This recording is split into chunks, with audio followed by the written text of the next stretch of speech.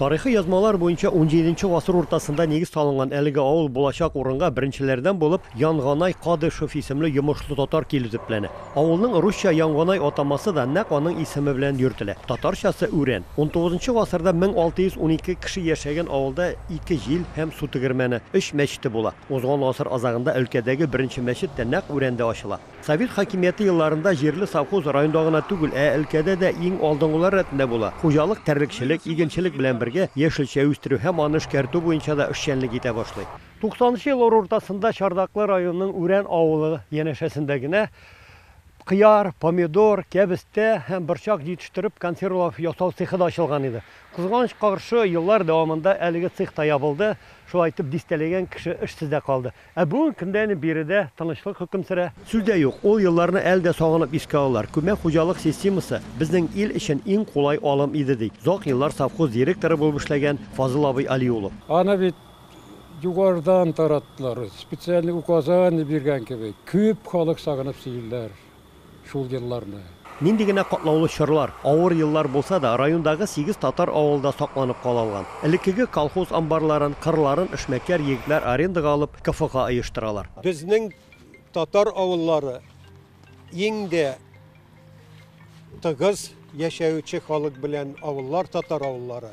Һәрбер татар авылында мәдәният йортлары бар. Менә бүгенгесе көнне әтеп үткәрәбез инде. Иңдә зур авыллардан берсе Үрән авылы.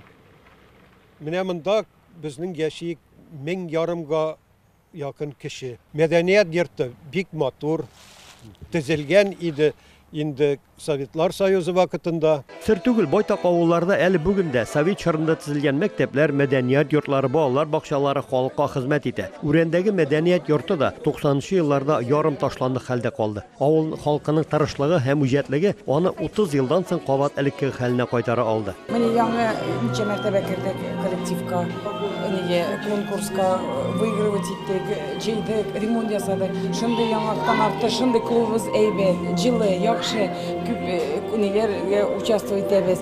Бик яхшы шатланабыз без. Безгә менә тагын кирәк иде инде әзгенә театральный инде булса шундый коллективлар ясарга, менә спектакльләрне куярга татар телендә. Мәдәният йортында сәнгать түгәрәкләре белән бергә татар көрәше буенча клуб та оештырганнар. Анда 40-тан артык яшүсмер малай шөгыльләнә. У нас занимается 1 класса, 7 лет, дети и взрослые тоже. Дети приходят 3 раза в неделю, а взрослые ходят каждую неделю, 5 раз в неделю. Үрән авылында безнең яшьләребез татар көрәшенә тартылган.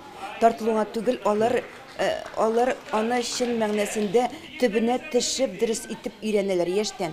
Һәм балаларның күплегенә без шаккаттык. Үрәндә көрәшчеләрдән тыш гармунчыларның да күп булуына асыкланып кайттык. Араларында хатын-кызлар да бар. Мәдәният ветераны Гөлсинә Герасимова әтисе Зинур абый гармунны ул 10-нчы сыйныфта укыганда алып бирә. Алдым да яшь имәннәр көеп уйнап та җибәрдем. Һәм шуннан соң миңа Спартак Мухатович исемендә укыганда оркестрга йөрергә төштем. Менә шуннан китте инде минем баянда уйнауларым. Һәр райондагы сыман зур сәхнәдә бәйрәм башланганчы татар җәмәгатьчелеге район башлыгы белән түгәрәк өстәл янында район мәктәпләрендә татар телен укыту проблемалары хакында сөйләштеләр. Зайдя в любой класс, вы всегда встретите представителей детишек от всех народов.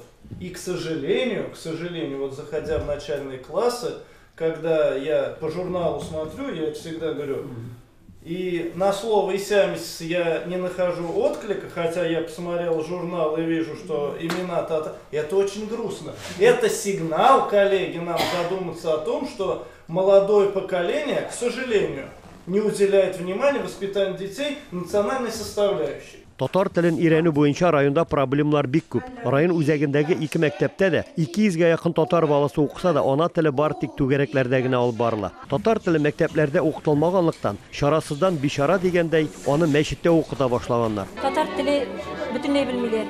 Исемен ничек дигәндә белмиләр. Мин Үрән мәктәбендә теге поэмалар, романнар укытып яшәгәнгә күрә исем китте башта. Bütün ata-analar, әби-бабалар барда татарлар, бигрәк шөпрәле якларыннан килгәннәр, ләкин шулай булганга карамастан балаларын татарчага өйрәтмәгәннәр. Мин алардан сорыйм, сез ник өчен балаларыгыз белән, оныкларыгыз белән татарча сөйләшмисез? Алар әйтәләр, мәктәптә укытмыйлар бит диләр. Әйтәм бит әле өйдә бит татарча сөйләргә беркем дә әйтәм. каршы килгәне юк. Район китапханәләр шелтәре директоры Венера Җәләлдинова белдергәнчә, авылларда татар китабын укучылар көз-кыш айларында күпкә арта икән. Быел район Татарстан милли китапханә ярдәме белән 1500 татар китабы кайтарган. Большой спрос пошел именно на литературный язык, на татарском языке. Поэтому мы и стали. Мы уже 3 года подряд закупаем. Вот. У нас сельчане ждут, спрашивают, ну когда же вы снова оформите? Бәйрәмнең икенче өлеше авыл мәдәният йорты сәхнәсендә дәвам итте. Анда Ульяновск татар мәдәният үзәге коллективлары һәм район үзешчәннәре чыгыш ясады. Милли хәрәкәт активистларына, укытучыларга рәхмәт хатлары тапшырылды. Ульяновск өлкәсеннән Рамис Сафин, Ахмед Мөдәрисов, Татарлар.